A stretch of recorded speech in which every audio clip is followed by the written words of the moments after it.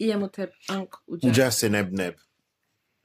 Merci de nous avoir rejoints encore une fois. Aujourd'hui, c'est avec le père Ankam Teouti dans l'académie. Nous allons parler d'énervement qui vraiment entre l'évolution de conscience, mais aussi la méditation et beaucoup d'autres sujets. Douanecha. Et en fait, nous sommes en train de continuer ce que nous avons introduit avant. C'est Judith Fraotep qui posait la question de... C'était déjà quoi la question encore? C'est lors de la pratique de la contemplation. En fait, le fait de pratiquer, de ne pas voir, de ne pas être capable de constater ce qui est en train de se passer quand on pratique. On a l'impression de ne pas évoluer, en fait. Ouais, ça c'est une erreur très commune dans ce qui arrive. Mais ce n'est même pas une erreur, en fait, mais je pense que c'est la manière avec laquelle on procède. Okay. C'est ce que j'appelle la distorsion de la réalité. C'est quoi la distorsion de la réalité? Nous sommes convaincus que nous sommes dans le monde réel. Nous appelons le monde réel. Et quand, par exemple, tu rêves, tu appelles ça un monde imaginaire. Ok? Et ça signifie quelque chose qui n'est pas vrai. Quand on dit tu fais de l'imaginaire, c'est quelque chose qui n'est pas vrai. Ici, c'est le monde réel parce qu'il est solide. Ok, non?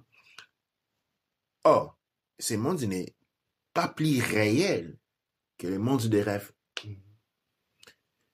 Dans le rêve, bien qu'on a l'impression de voir avec les yeux, en fait, si je te renvoie à ton rêve, tu vas te rendre compte, tu vas te poser, est-ce que je vois avec les yeux? Ce qui est dans le rêve, tu es dans le rêve, tu es dans la perception. Ok? En fait, si tu te rends compte, si tu veux retourner dans les rêves, tu vas te rendre compte que dans les rêves, tu es capable de voir ce qui est devant, c'est comme ce qui est derrière toi. Essaie de réfléchir un moment. Essaie de penser à un rêve. Tu vas te rendre compte que tu es conscient de ce qui se passe aux alentours. Pas conscient, mais tu vois ce qui est aux alentours. Ok? Ta vision n'est pas bloquée aux yeux parce que tu es dans la perception. Maintenant, nous vivons dans un monde qui est limité. Les limites de notre monde, que nous appelons le monde physique, et ce qu'on appelle notre présent. Et ces présents, c'est manifeste avec ce qu'on appelle les doutes. On doute. Quand on arrive à un moment donné, on commence à avoir un doute. Ça signifie quoi les doutes? On est arrivé aux barres de fer de la cage. On doit rentrer derrière. Et être derrière, c'est ce qu'on appelle être confortable. Vivre dans la confortabilité, c'est vivre en prison. Vivre dans une illusion de quelque chose qui n'est pas. Alors, maintenant, la contemplation nous porte à casser ces conditionnements. Vous voyez bien, il s'agit d'un conditionnement. Ce n'est pas un conditionnement qui est né d'hier. C'est un conditionnement que nous avons hérité et a été transmis de génération en génération. Donc, la casser n'est pas quelque chose de si facile. Et ce qui accompagne la vie des Medjay, on arrive à la libération. C'est-à-dire quand on casse finalement. Mais on ne les casse pas tout de suite. Parce que c'est un long processus. Une longue marche. Mais qui néanmoins nécessite des éléments de base importantes. Ça veut dire quoi? Un élément est c'est pourquoi on fait la technique de marcher dans les rêves. On apprend à marcher dans les rêves parce qu'on découvre que c'est une réalité comme tous les autres. La différence, comme disait Mout, dans les rêves, on n'a pas un pouvoir. Ici, tu peux décider de quoi faire. Dans les rêves, en fait, tu ne sais pas ce qui t'arrive. Ok? Des choses arrivent. Mais bien souvent dans la vie aussi, tu n'as aucun contrôle. Bien souvent dans la vie, les choses, c'est pas toi qui fais les choses, mais les choses t'arrivent. Tu vois? Et dans les rêves, c'est la même chose. Mais seulement ici, il y a une forme de conviction qui te protège de pouvoir analyser. Parce que tu es sans pouvoir ici comme si tu es sans pouvoir là-bas. Mais ici, tu as un élément de conviction qui te fait penser que tu as un pouvoir pendant que tu n'en as aucun. Pourquoi? Parce que c'est la nature de ce monde des rêves. Alors, c'est comme les boîtes chinoises, un à l'intérieur de l'autre. Ok, non? Dans les boîtes russes, on appelle russes, un intérêt de l'autre. Comment tu déjoues léger du manque de pouvoir dans ce monde, dans cette réalité? Tu ne peux pas les traiter seulement dans ces réalités. C'est à ce moment-là que la spiritualité devient importante.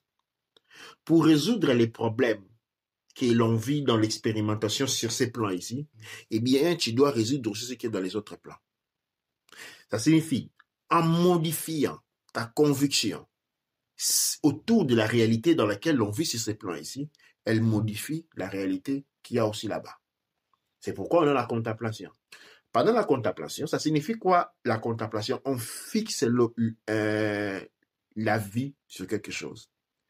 En fixant la vie sur un objet, okay, par exemple, j'ai devant moi une lampe, je vais fixer mon vie devant elle. Qu'est-ce qui se passe du point de vue mécanique? Du point de vue mécanique, j'ai arrêté le processus de la conversion de la fréquence, des fréquences énergétiques en images. Parce qu'on parle de la fréquence en son, et son en image. Tu vois? Alors, quand j'arrête ma vie sur quelque chose, j'arrête ces processus-là. OK? En ces moments-là, qu'est-ce qui va se passer? Tu peux faire même un exercice maintenant. Quand tu essayes de penser tout en fixant quelque chose, tu vas te rendre compte que c'est difficile. Tu vois? Essaye de regarder tout droit, fixe quelque chose, essaye de penser. C'est difficile de penser à ces moments-là. Pourquoi? Parce que la pensée précède la vie.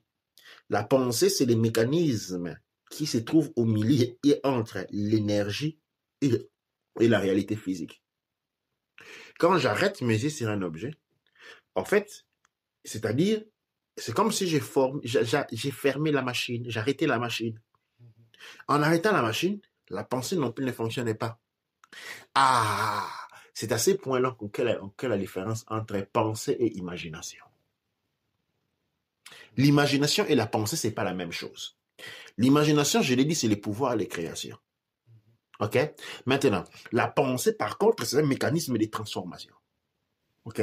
Maintenant, quand j'arrête ma pensée, exactement, c'est ça les exercices qu'on utilise, celui de la contemplation. Je ne suspends ma pensée, je suspends ma vie, j'arrête les processus de transformation de l'énergie de conscience en son et puis en image. OK? D'abord en image, qu'est-ce qui se passe à un moment donné? Ma pensée s'arrête. En ce moment-là, cependant, essaye. Fixe quelque chose. Après un instant, tu vas voir que ta pensée ne fonctionne plus. Mais tu continues à voir certaines images. Ça, c'est l'imagination. Maintenant, dégage ta vie de quelque chose, essaie de regarder autour. Tu vas te rendre compte que les pensées commencent à rouler. Et l'imagination s'est mise à côté. L'imagination, c'est la perception de notre réalité. De nos autres réalités. Et ce sont les mêmes réalités que l'on visite durant les rêves. Maintenant, la différence est que dans les rêves, notre conscience se transfère là-bas. Et il y a les sons qui se créent. On attend. Mais ici, on peut voir, mais il n'y a pas de sons. OK, non? Maintenant, les rêves deviennent à ce moment-là un instrument qui renforce l'imagination. Ça signifie quoi? Qui renforce notre pensée. Mais il faut avoir un pouvoir sur cette imagination. Et comment nous développer ces pouvoirs sur l'imagination? C'est à travers la contemplation. Et ce qu'on appelle dans le père MTOT, revisiter les rêves. Tu vois les mécanismes. L'on fait un rêve et on essaie de rentrer à l'intérieur. Et quand on rentre dans un rêve, on commence à se rendre compte qu'il y a plusieurs détails qui commencent à s'allumer. On commence à voir beaucoup plus de choses au point où on peut commencer à penser, non, ce n'est plus mon rêve, c'est moi qui suis en train d'imaginer les choses. Pas penser, imaginer. En fait, on rentre dans ce domaine, on est en train de créer. Parce que les rêves, tout comme le monde que nous avons autour de nous, c'est nous qui les créons. C'est absurde de les penser. Mais quand nous ne sommes pas là, il n'est pas comme ça. Et c'est scientifiquement démontré. Les changements d'état entre l'onde et la particule. L'onde tombe, je fais un shit et devient particule. OK? Pourquoi? Parce qu'il y a un observateur. Ce qui est l'observateur, c'est la conscience. Quand la conscience fixe l'onde tombe, elle devient particule. Maintenant, tout ce que nous sommes en train de voir là, autour de nous est particule. Mais c'est parce qu'il y a notre conscience à l'observer. Invraisemblablement que cela puisse paraître, aussi invraisemblable que cela puisse paraître, la chambre n'existe pas maintenant. Parce que tu n'es pas là. Elle devient réelle quand toi tu la regardes. Mais maintenant, comme tu n'es pas en train de la regarder, elle n'est pas. Elle existe cependant dans un monde, dans une sphère qu'on appelle la sphère des rêves. Tu peux la voir dans ta tête en tant que rêve. Mais réellement, elle n'est pas là. Ok, maintenant. C'est comme ça que nous créons le monde qui est autour de nous. En y croyant. Tu crois que tu t'appelles Genève. Et tu le crois. Tu as un pouvoir que tu as. Tu as cru que tu es belge. Tu crois que tu es belge ou tu es Côte d'Ivoire. Tous ces éléments-là, c'est dégage de ton pouvoir. Et comme tu exerces ces pouvoirs-là, et le monde qui est autour de nous commence à se créer. Maintenant, il faut maintenant développer la conviction autour des autres mondes. Et nous utilisons les instruments que nous avons autour de nous. La contemplation, marcher dans les rêves, et plusieurs autres instruments. Vous avez été prisonnier ici pendant très longtemps. Tu vois? Et il s'est développé dans la prison ce qu'on appelle les habitudes, les conforts. C'est pourquoi méditer est difficile. Ouais. Au niveau de la régularité aussi. Ouais, au niveau de la régularité, c'est notre là, parce que la prison, elle me fait rire deux fois. Quand je l'observe, elle est très beau. Dans le sens que elle était auto-régénératrice. Elle se régénère en tout moment. Par exemple, la question de la méditation, la régularité. La régularité ne doit pas devenir une construction où tu te sens contraint à. Du moment où tu te sens contraint à, tu crées une autre sphère de prison. Tu vois. C'est pourquoi les méditations, dans le temps, moi quand j'ai appris à méditer, c'était toujours des méditations de groupe. Parce qu'il y a plaisir à venir dans une méditation de groupe. Il y a plaisir à les faire. C'est pourquoi nos ancêtres avaient codifié ce qu'on appelle les rituels. Mais les rituels, c'était des grands moments de méditation. Et les fêtes, ça s'est transformé. Les fêtes étaient des rituels. Okay? On appelle ça rituel de célébration. Et la célébration était une méditation parce que vous allez célébrer quoi? Vous allez célébrer la fête de la femme. On est fixé sur l'aspect de la femme. Ok? Ça s'est produit le même effet de la méditation. On va fêter n'importe quelle date importante. Nous allons fêter la naissance de Monsieur Garvey. Ben, on est fixé sur l'image de Garvey. Et ça a les mêmes effets. Mais le fait de pouvoir les faire ensemble, et ce qui produisait les plus grands résultats. La spiritualité est rarement quelque chose que l'on pratique. On grandit, on y grandit tout seul.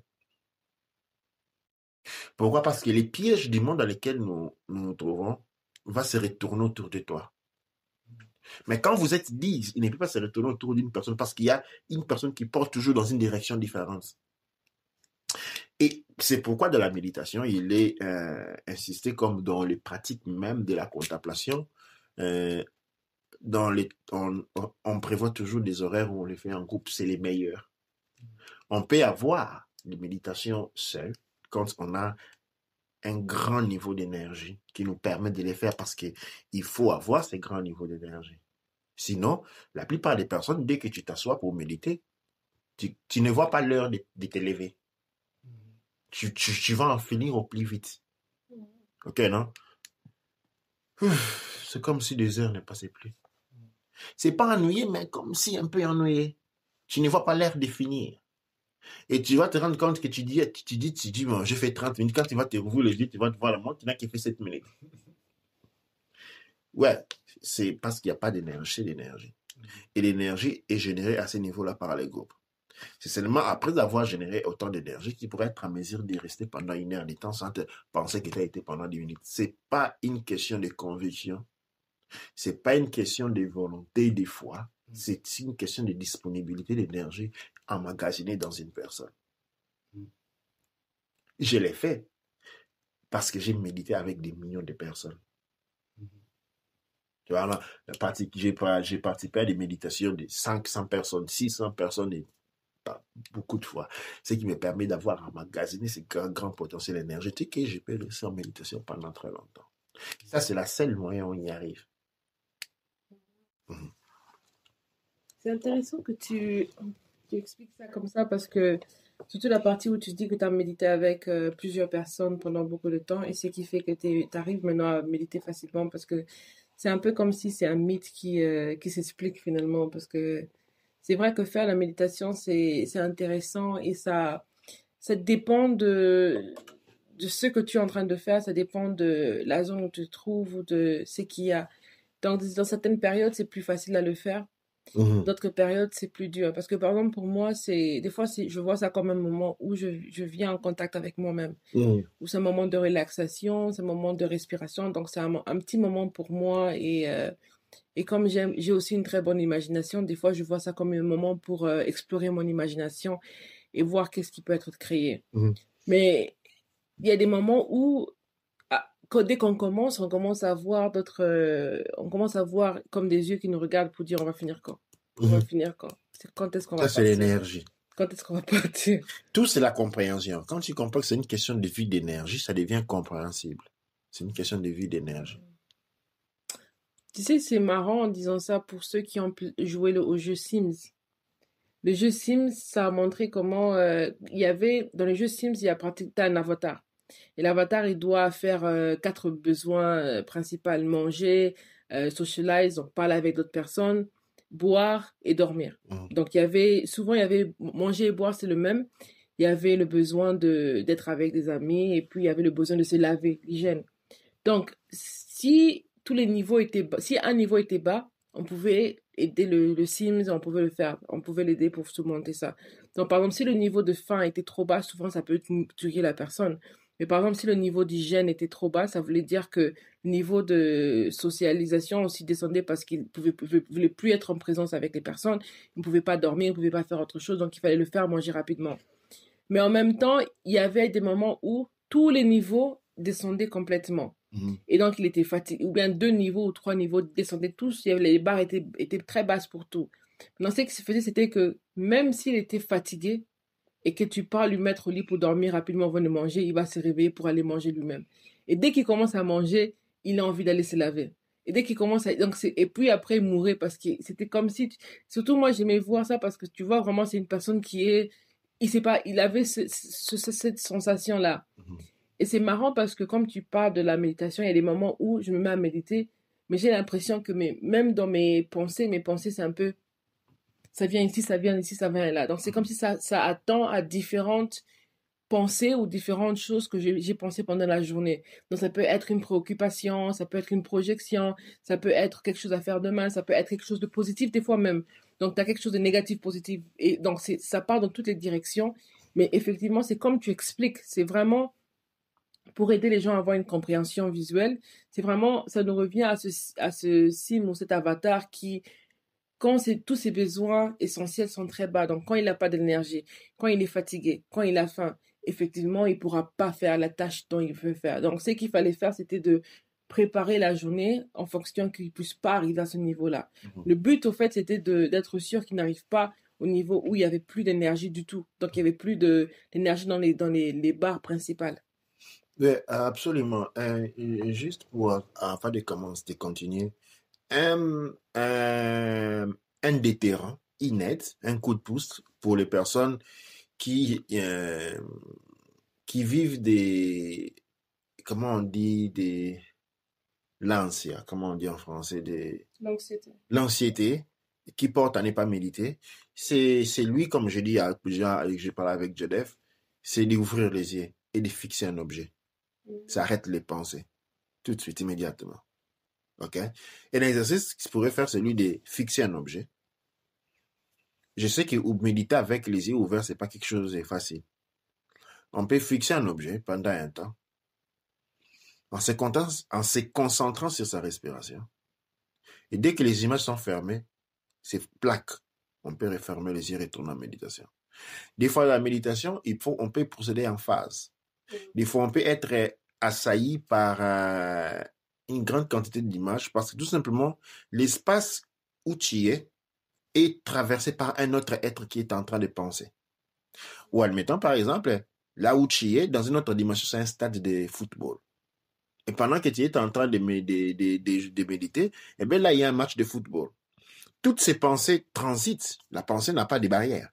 Toutes ces pensées, c'est l'énergie qui passe par toi. Et tu vas te retrouver que tu es en méditation, plusieurs idées te passent par la tête, qui ne sont pas les tiennes. Qu'est-ce que tu fais? Tu dois te résyntoniser dans ton monde.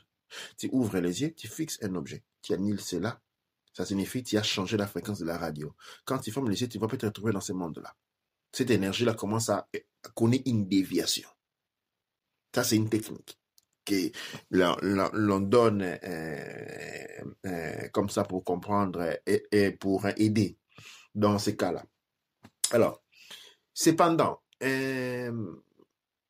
comme on parlait de l'énergie, il y a quelque chose que je voulais dire qui m'a échappé maintenant. Alors, l'exemple que tu as donné, il y a les besoins qui sommes. Et puis, il faut recharger l'avatar. OK? C'est une question de modèle de vie. Une chose qui est très importante à noter. L'Africain, Kush Kamit Congo, est défini un être un optimiste. Par définition. Mais pourquoi les Kush Kamit Congo définit un optimiste? Était-ce une qualité génétique, être un optimiste? Non, être optimiste, ce n'est pas une qualité génétique, c'est une condition de l'existence. Nos ancêtres ont été optimistes pendant des générations, pendant toujours. C'est-à-dire, c'est quoi l'optimisme? L'optimisme, c'est la croyance à la source. OK? L'Africain, les Noirs, les Mélanodèmes a découvert depuis des siècles qu'il y a des choses pour lesquelles tu ne peux avoir aucun pouvoir d'influence. Tout simplement parce que si tu cherchais à influencer cela, tu vas détruire le monde.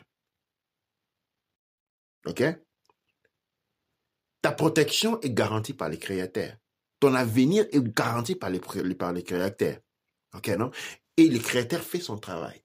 Ce qui fait qu'aujourd'hui, même quand on va en Afrique, avec tout ce qu'on rencontre sur l'Afrique, tu vas trouver les gens, à ce moment même, dans les coins derrière, il y a des jeunes gens qui sont en train de danser. Ils s'en foutent complètement de ce qui va se passer demain. Vous avez vu la mortalité du coronavirus, c'est quoi? 2%. Il y a des villes qui se sont vidées. On ne voit plus personne. Quand on va au nord de l'Italie, on ne voit plus personne, c'est vidé. Et en Afrique, il y a eu les sida, mortalité 1000%. Et les gens étaient entourés, les bars étaient encore pleins. Tu vois? Et puis l'Ebola est venu, mortalité 100%.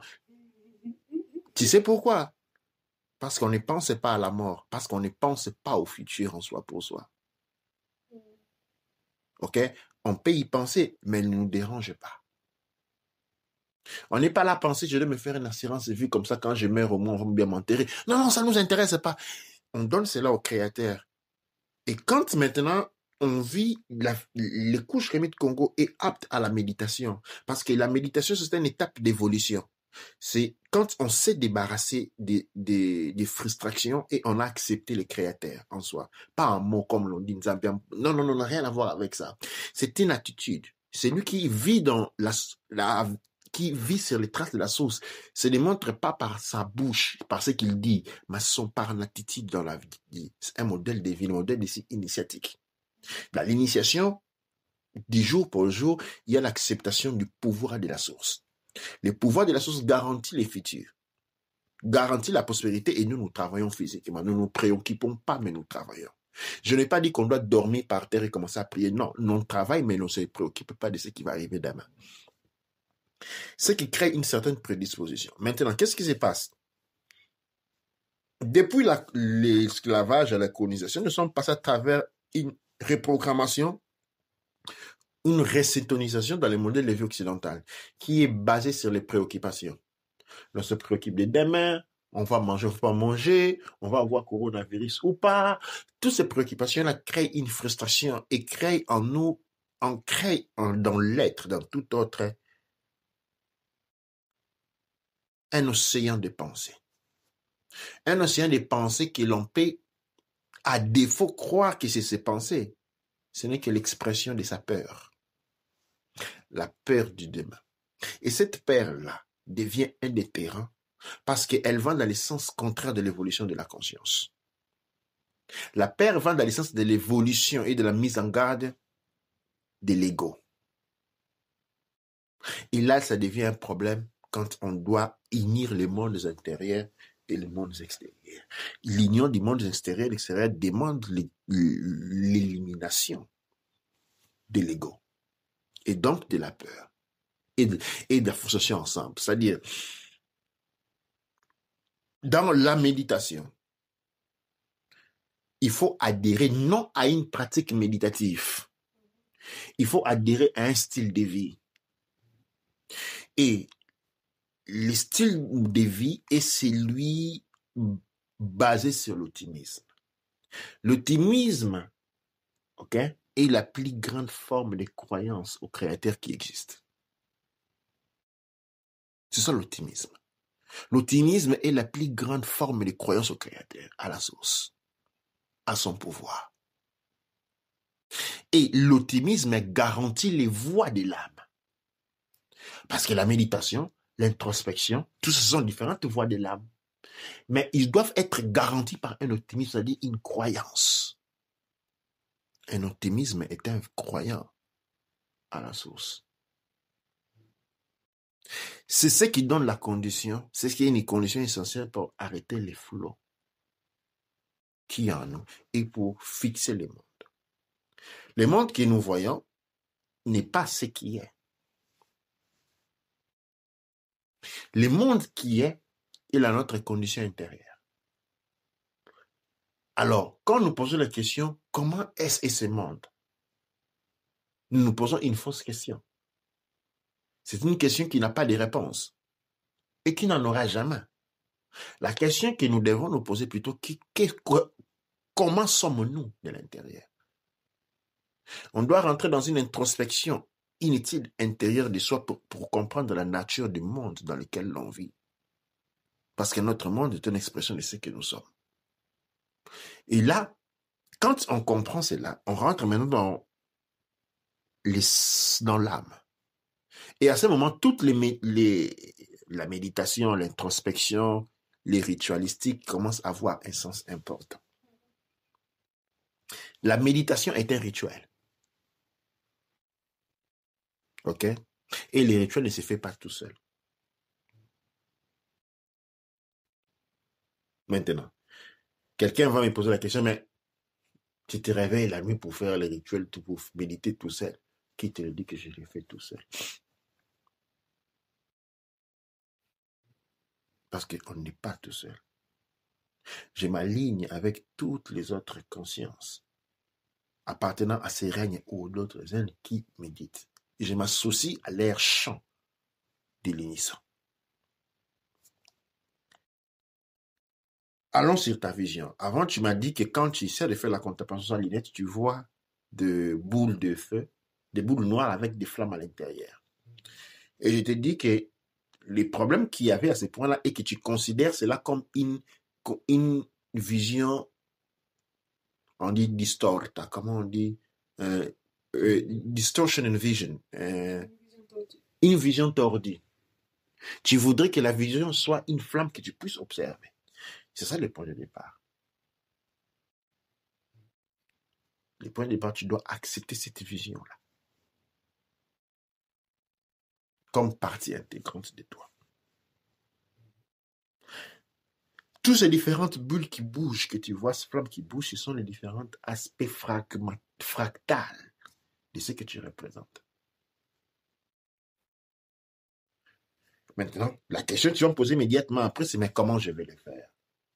De la même manière que tu acceptes ton nom. De la même manière que tu acceptes que maintenant nous sommes dans un salon, que nous sommes assis. Tu sais comment? Tu ne résistes pas à l'idée. Tu te poses pas la question, mais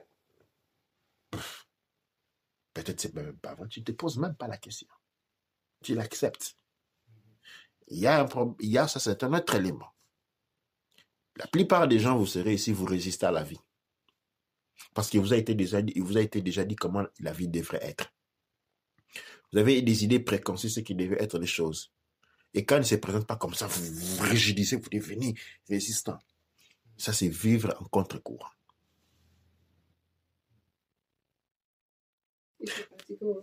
Et c'est fatigant, c'est énormément fatigant. C'est épuisant, c'est comme ça que les gens vieillissent. Au lieu de guérir. Parce qu'on est pour guérir.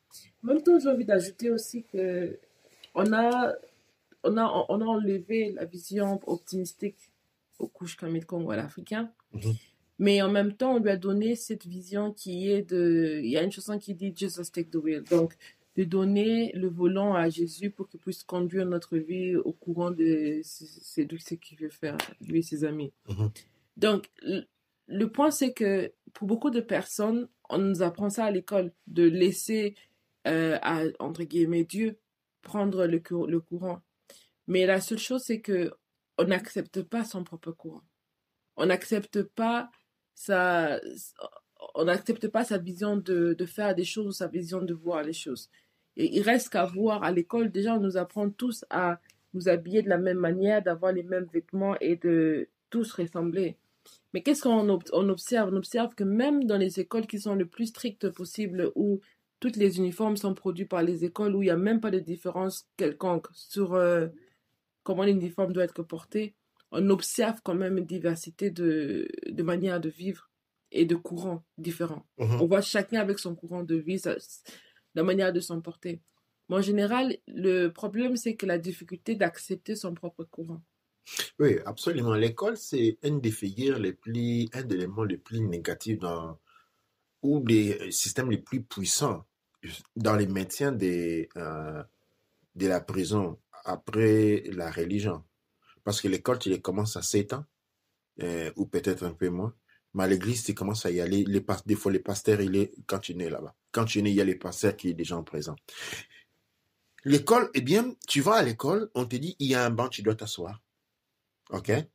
C'est-à-dire, on enlève ton pouvoir. Et pour pouvoir bouger, tu dois demander permission à un maître. Tu lui donnes ton pouvoir. Et pendant des années, tu as entraîné à ne pas avoir un pouvoir sur toi. Avant, c'est les maîtres. Et même entre vous, on va mettre un chef de classe. Un chef de classe. On est entraîné à divers niveaux-là. Et quand on vient à l'état adulte, on n'a aucun pouvoir. Et c'est prendre un pouvoir devient difficile parce que l'on a été entraîné de manière inconsciente et inconsciente à chaque fois se débarrasser de son pouvoir. C'est comme ça, quand on n'a pas un pasteur, quand on n'a pas un prêtre à qui donner un pasteur, et bien, avec donner son pouvoir, eh bien, on va chercher un pasteur. OK? Quand on ne trouve pas un pasteur, on va chercher un gourou. Et ou bien, on doit faire partie d'une partie politique avec un leader. Et on doit avoir un gouverneur. Et on doit avoir un président de la République. Qui sont toutes ces figures-là?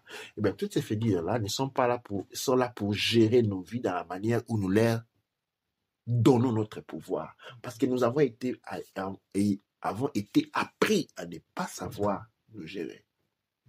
Et la société fonctionne sur les bases des êtres qui ne se gèrent pas. C'est pourquoi on dit gouvernement. C'est un mot latin qui dit gouvernement. Qui fait les gouvernements? Les gouvernements gouvernent vos esprits. Ils sont là pour gouverner les esprits. Tu vois? Et c'est à ce point-là que la libération devient difficile parce que toutes les règles qui s'appliquent pour maintenir les gens dans la prison. Et ayant vécu dans ce genre de règles, dans ce genre de monde pendant très longtemps, il devient très difficile parce que tout contre nous, dans nous-mêmes, tout pointe vers le maintien de la prison. Et cette présence, c'est les mondes que nous définissons, les mondes réels que nous trouvons solides parce que pendant qu'il n'a aucune manière de solidité. Et ce que nous faisons, c'est le chemin inverse. Pourquoi je dis cela? Parce que nous devons comprendre la grandeur de ce que nous avons contre. Tu vois, c'est pas quelque chose de petit. Et ce n'est pas en faisant 4 méditations qu'on y arrive. OK? Mais non plus, je ne dis à personne de méditer 10 fois par jour. OK? Ce que je dis plutôt, nous devons maintenir en nous, nous devons nous efforcer en nous. L'idée que ce monde n'est pas réel. Il n'est pas plus réel que sont les rêves. Et de cette manière, nous garantissons ce qu'on appelle l'empreinte de la perception. Nous avons été dit que nous voyons par les yeux, ce qui est complètement incorrect. Nous voyons par les sens. Les 5 sens forment ce qu'on appelle notre perception extérieure. Mais à part s'il existe une perception extérieure, c'est parce qu'il existe avant tout une perception intérieure. Et la perception intérieure aussi est composée des sens.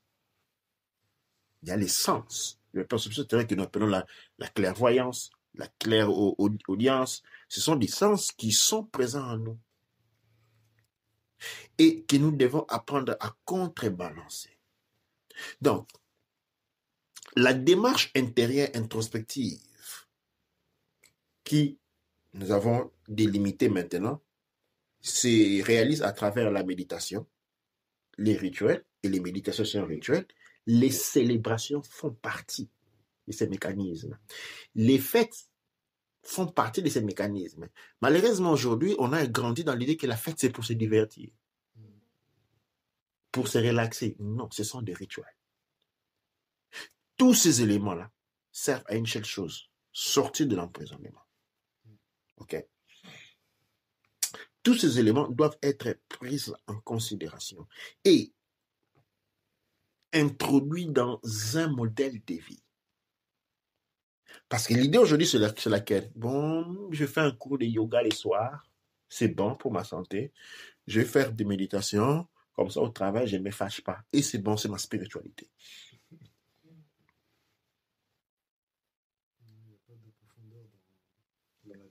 Exactement. Tout cela doit être intégré dans un modèle de vie.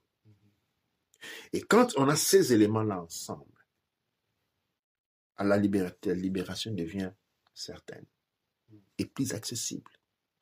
La chose la plus importante, c'est de détruire l'idée de la solidité de cette existence. Elle n'est pas solide.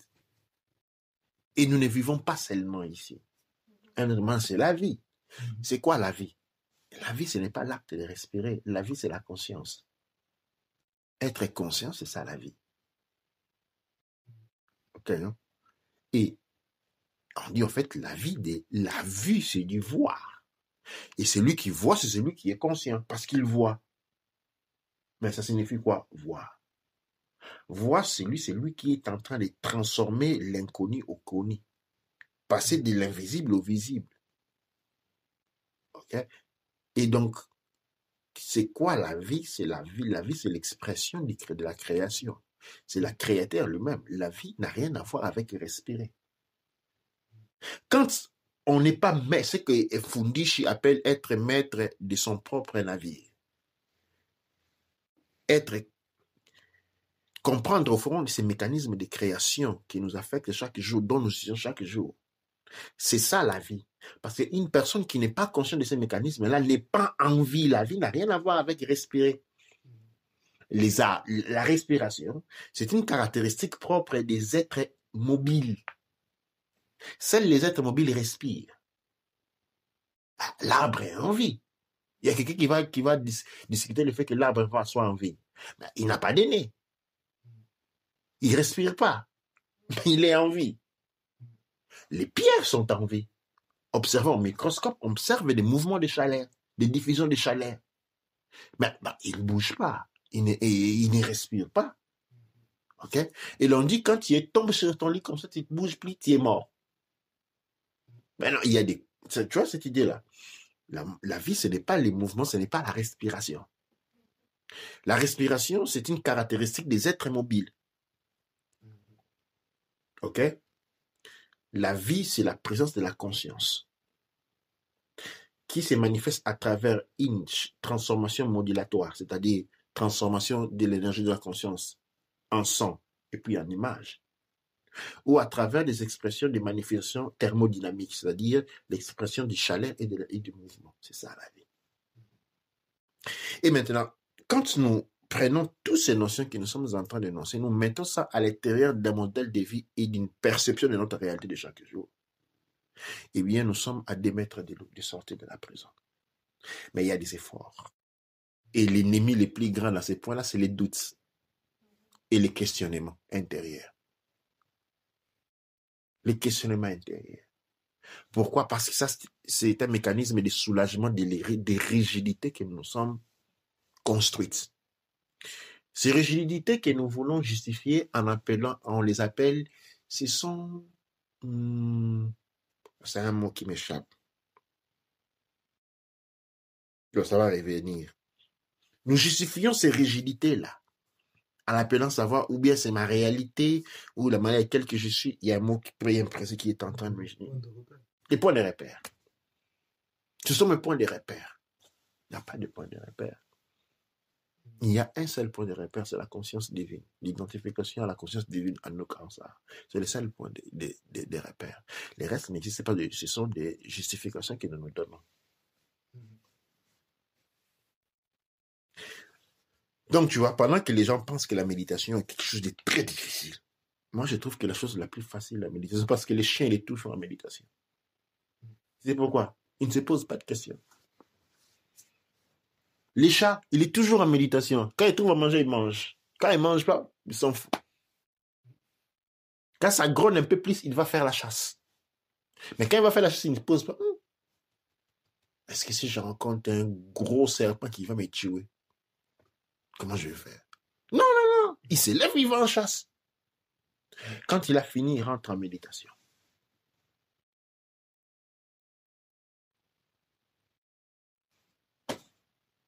D'où en es-tu? Je vais poser d'abord un commentaire avant de poser une question. C'était plus ou moins par rapport au fait que aujourd'hui, c'est plus facile aux gens de comprendre qu'on ne voit que 5% de la réalité. Et beaucoup de gens voient que dans le spectre de lumière, l'être humain est capable de voir que 5%. Parce qu'on ne voit que 5% de la réalité en général. De la lumière. De la lumière. Donc on voit très peu de la réalité. Et on a accès à très peu de notre cerveau aussi. Et donc, tout cela est possible, mais tout cela est connu et accepté aujourd'hui par tout le monde. Mais quand il vient d'accepter qu'on est plus que nos corps, ça devient difficile. Pendant que quand une femme donne naissance, on voit très bien l'évolution d'une conscience. Et pour beaucoup de femmes, elles peuvent sentir le moment où l'incarnation commence. Mais quand on parle de l'incarnation plus qu'un chair et un os, donc le corps, ça devient difficile pour les personnes. Et pour beaucoup de personnes, quand ils voient, quand on met tout ça ensemble, ça nous montre que à la fois, on accepte des principes qui sont plus difficiles que nos ancêtres avaient acceptés. Mais en même temps, on refuse d'autres principes qui sont simples et qui nous ramènent, qui nous connectent entre nous. Ouais.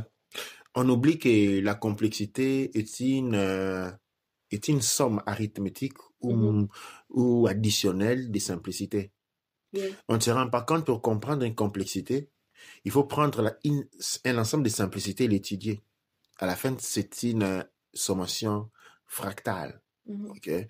Et aujourd'hui, on est beaucoup, en termes d'évolution et d'adaptabilité, nous vivons un environnement beaucoup plus dangereux que nos ancêtres l'avaient. Absolument. Okay? C'est-à-dire nous avons une capacité de réaction, nous avons des capacités cognitives beaucoup plus élevées que celles de nos ancêtres. Et nous en faisons moins qu'eux. Nous en faisons moins qu'eux. Tu vois? C'est comme si ton arrière-grand-père partait de la maison et faisait 5 km à pied pour aller au travail et il mettait 1 heure du temps. OK? ou 20 km, mettait 1 heure du temps. Tu vois, maintenant, et mettait 1 heure du temps, et il arrivait toujours au travail à l'heure. Maintenant, toi, tu travailles à 500 mètres de la maison, et tu as un vélo, une moto et une Jaguar, tu es toujours 20 minutes en retard au travail.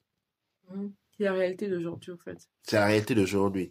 Et Avec l'embouteillage de Corée, c'est une réalité très, très visible. pourquoi? Parce qu'on perd les pouvoirs. Comme tu as dit, l'embouteillage est une manifestation de la confusion. Quand quelque part il y a l'embouteillage, c'est-à-dire c'est parce que les gens sont confondus. Ils ne sont pas en train de penser de manière droite. Ils sont confondus sur quoi? Ils sont confondus sur leur propre être. Ce sont des gens qui sont en train de se poser, mais qui je suis? Pourquoi je fais ça? Je ne sais pas comment je me lève. Souvent, les personnes qui habitent le plus près du travail, comme ils n'ont pas beaucoup de trajets à faire, c'est comme s'ils se confortent à se dire on n'a pas d'effort à faire. Et au final, c'est eux qui sont en retard. Oui, et la recherche du confort, c'est ce que la Matrix nous veut. Quand on regarde les systèmes, c'est basé sur la recherche du confort. Et le confort, c'est exactement la prison. C'est exactement ça la prison. Le confort veut que dès qu'il y a quelque chose qui nous rend confortable, on commence à douter. Ah, non, je ne préfère pas. Et on rentre en prison. Et ça fonctionne autour des rigidités que nous nous sommes créées sur nos personnalités. Ah, moi, j'aime pas ça. Moi, je suis comme ça. Et moi, je ne fais pas ça. Moi, je ne pense que comme ça. Si on me présente quelque chose à côté, moi, ça n'existe pas. Toutes ces rigidités. Et ce sont les mêmes éléments qui sont la base de la souffrance des hommes qui sont utilisés. C'est les mêmes instruments que l'on ne sait pas s'en débarrasser. Pourquoi? Parce que l'on vit une réalité extérieure que l'on cherche à tout coup à modifier. Je l'ai déjà dit, la réalité extérieure, c'est comme un film d'Arnold Schwarzenegger qui n'a pas de temps. C'est-à-dire, aujourd'hui, on peut allumer la télévision, mettre un film d'Arnold Schwarzenegger. C'est comme si ça s'est passé maintenant. Mais Arnold Schwarzenegger, maintenant, il a 80 ans, il ne sait même plus courir. Mais les films, il les rend actuels. Mais ce film-là, on ne peut pas le changer. Et quand on vit dans le monde extérieur, on est bloqué dans le temps et dans l'espace. On compte les jours, mais les jours ne se comptent pas. C'est des loupes. Oui, dans un film, tu ne peux pas savoir c'est quoi l'hindou, c'est quoi jeudi. Ça part comme ça en roue. On voit les gens se réveiller, se dormir, se réveiller. Et on n'a pas l'idée. Au point où, dans un film d'une heure de temps, on peut avoir vécu une histoire de 50 ans.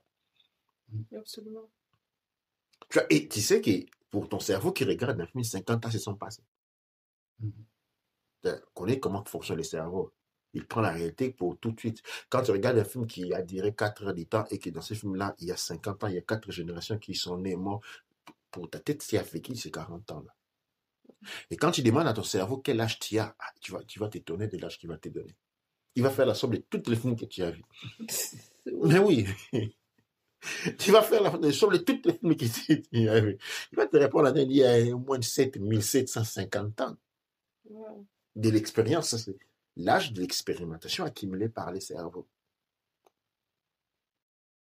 Tu vois, quand je dis que les gens vivent une vie qu'ils ne connaissent pas et ne comprennent pas, mais toutes sont hâte de pouvoir affirmer le monde extérieur, chercher à les rendre malléables, à la modifier pendant que c'est impossible. Il faut rentrer dans le monde intérieur et reprendre son pouvoir. Pour pouvoir, la seule voie et moyen pour pouvoir changer le monde extérieur, il n'y en a pas d'autre. Avant de terminer, je voulais aussi poser une question par rapport à la contemplation. Moi, en général, quand je fais la contemplation ou quand je me concentre sur un objet, c'est que je vois comme s'il y a... Des fois, je peux voir des lignes qui bougent. Des fois, je peux voir différents éléments. Je peux voir des odeurs. Je peux sentir des odeurs. Je peux sentir des sensations dans mon corps. Tout comme je peux aussi voir comme s'il y a une masse ou un gaz qui est en train de se bouger comme ça. Mais en général, celui que je vois le plus fréquemment, c'est comme si quand je focalise sur quelque chose, ça peut être, et souvent ça c'est quand c'est un peu, je entre en contemplation en écoutant quelqu'un qui parle, qui donne une lecture ou quoi que ce soit. Ça peut être dans la télévision, ça peut être comme ça, ou même, comment on appelle, lecture aussi, comme si je suis à l'université ou quoi que ce soit. Mais qu'est-ce que je vois ou je voyais, c'était plus ou moins comme s'il y avait, euh, il y a la personne que je vois, mais la réalité autour change. Donc, c'est la personne, c'est comme s'il y a moi et la personne. Mais en même temps, moi aussi, je change directement. Dans le sens que je me vois plus, au fait. Je vois plus la partie de mon corps. Donc, je vois juste la personne. Et ce que je vois, c'est que tout autour commence à changer dans le sens que ça, in English, je sais, is fading away. Donc, c'est comme si la réalité s'est dissipée petit Ouais, à petit. c'est dissoudre. C'est du sous petit à petit. Mais en même temps, c'est comme s'il y a, j'ai envie de dire, un gaz gris ou euh, un filtre. C'est la meilleure chose, c'est Instagram. C'est comme un filtre Instagram gris qui apparaît devant la réalité, mais c'est graduellement. Donc, c'est petit à petit jusqu'à ce que la dernière chose à disparaître, c'est la personne qui parle, l'objet que j'observe. Et donc là, je reste avec comme une réalité qui se dissout, mais grise. Donc c'est comme grise, un peu comme de la fumée aussi, mais c'est comme ça. Et dès que la personne finit, tout part et ça revient normal, directement. Tout se reconstruit. Tout se reconstruit. Mais en ce moment-là, je ne peux pas bouger, je ne peux rien faire et c'est ce qui se passe. Mais en même temps, je ne suis jamais arrivée à un moment où, une fois, je suis arrivée à un moment où c'était complètement gris, mais quand même, je voyais la personne comme un dessin animé. Donc, je voyais les outlines, donc je voyais comment on appelle, les lignes de la personne c'est devenu comme un dessin animé que je regarde, ou un peu comme un portrait. Enfin, c'était devenu comme un portrait. Donc, ces mouvements, je le voyais le moi. Et ça, c'est avec, peu importe si je porte des lunettes ou pas. Donc, et c'est vraiment, ça s'est passé comme ça, mais à un moment donné, c'était la personne avait presque disparu et tout autour, donc tout autour était déjà parti à ce moment-là. Là, je voyais rien. Même, il y avait une fois, il y avait ma soeur à côté de moi et je la voyais pas être en train de bouger, elle parlait et tout. Je l'entendais de très très loin, malgré qu'elle était assise à côté de moi. Et voilà. Donc ça, c'est justement, c'est ce que je ressens, mais je suis jamais allée plus loin que ça. Ouais, c'est... Étant né dans la période des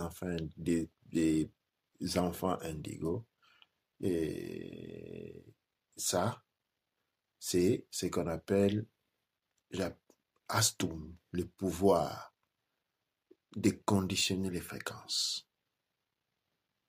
C'est-à-dire que tu conditionnes les fréquences. Tu manipules les fréquences. Okay? Qu'est-ce que cela signifie en soi? La fréquence est la base de la réalité. Okay? Quand tu vois l'image se transformer en dessin animé, c'est parce que au niveau de ta perception, tu as modifié la fréquence de l'image. Et l'image est apparue en dessin animé. Par contre, Jedef, lui, il a l'habilité de fragmentaliser. C'est-à-dire, c'est lui d'observer les mondes qui se trouvent à l'intérieur des autres mondes. C'est-à-dire, c'est comme une forme de télescope qui va au-delà, qui traverse l'espace et temps. Par contre, de ton côté, tu as l'habilité où tu as développé les sens intérieurs qui consistent à conditionner la fréquence.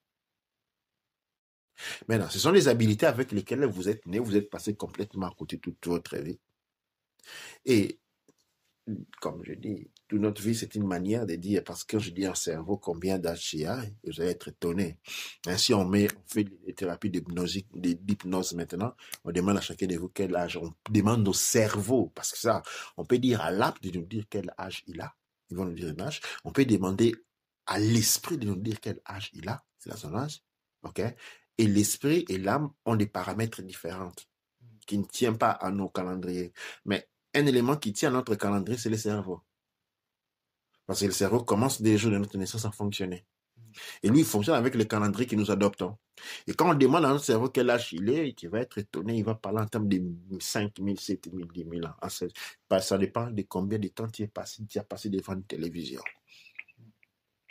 Ok. Et le pouvoir à manipuler l'énergie, c'est ce qui permet de recréer le monde. à recréer le monde, à recréer des versions du monde. C'est le pouvoir des oracles. Même pour les oracles, ils sont très interdits, très limités parce que les oracles se sont toujours limités à interpréter des choses maintenant pour autant rentrer dans la croyance. Maintenant, affiner ces thérapies, affiner cette habilité te permet exactement de pouvoir recréer des mondes différents et diverger un monde à l'intérieur des nôtres. L'on a l'impression de vivre des mondes continus. Les mondes continus sont basés sur la théorie selon laquelle qui nous a été apporté que le temps est linéaire. Il y a un passé, il y a un présent, un futur sur une ligne droite. Mais le temps ne fonctionne pas comme ça. Tout fonctionne selon une spirale. Le temps est spiralé. Les choses vont et reviennent, mais situées à des points différents. Et c'est en ces moments-là que tu comprends le pouvoir des fréquences.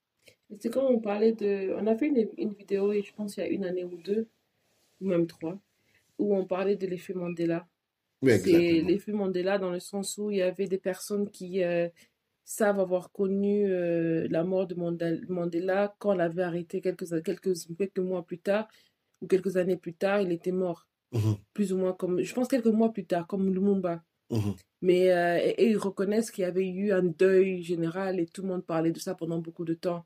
Et donc, et c'est pas seulement le cas d'une personne ou deux, mais c'est vraiment plusieurs personnes. Comme avec les 9/11, le 11 septembre, il y a des gens qui ont démontré que pour eux, c'était pas le 9 septembre, c'était le 10 septembre, les attentats. Et ça rentre dans la réfractation du temps et la manière dont l'on perçoit le temps. On est convaincus, justement, c'est ça les problèmes, on est convaincus que nous vivons dans un seul monde dans lequel il y a les seules lois établies de la physique, de la chimie, pendant que ces éléments sont très variables. Par exemple, les lois de la chimie, même au niveau de notre monde, les lois de la physique ne sont même pas les mêmes partout. L'empésanteur n'agit pas de la même manière partout. Il y a des zones où il y a moins d'empésanteurs, il y a des zones où il y a plus d'empésanteurs. Toutes les lois biochimiques ne fonctionnent pas de la même manière. Et l'ignorance sur ces éléments-là est le premier point et les matériels. Cette ignorance-là et la matériel autour desquels est construit cette illusion que nous appelons le monde. Et le travail au sein de la culture est un foyer qui nous permet d'aller vers l'objectif d'une culture, c'est celui de conduire son peuple vers la libération. Ce n'est pas celui d'enrichir son peuple. C'est celui de conduire le peuple vers la libération. C'est ça le fulcre de la culture même. C'est une voie de la libération. Cependant, il doit être un modèle de vie. Non quelques minutes de méditation par jour ou de pratique de hatha yoga, c'est 3 fois par semaine. Avons-nous d'autres questions ou nous arrêtons là pour ce soir? Merci beaucoup ce soir. Ok, je vais laisser donc à notre mout le mot de la fin. Douane Chia pour tous ceux qui nous ont suivis. Douane Chia si c'est la première fois que vous nous regardez ou nous écoutez. Si vous avez des questions, n'hésitez pas à les poser, car comme vous le voyez, nous utilisons nos questions pour créer des nouvelles émissions, mais aussi pour avoir plus de solutions et vraiment explorer plus ce thème. Et merci beaucoup de nous avoir suivis. Douane Chia, à la prochaine.